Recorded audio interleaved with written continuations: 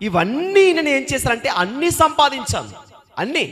అంతేకాదు గాయకుల్ని, పనివారు, దాసీలు ఎన్నో సంపాదించుకున్నా కానీ ఆయన ఏం చెప్తున్నాడు ఆఖరికి?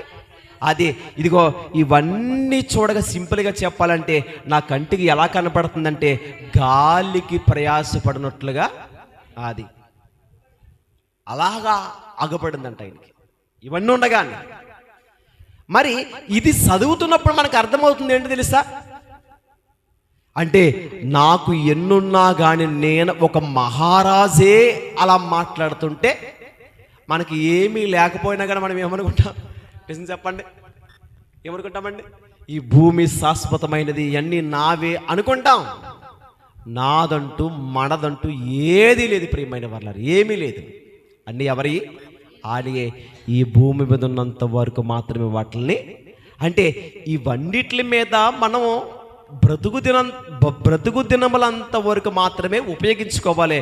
కానీ మనస్సు మట్టికి దాని మీదకి వెళ్ళిపోకుండా చాలా జాగ్రత్తగా ఉండాలి. మనస్సు వెళ్ళి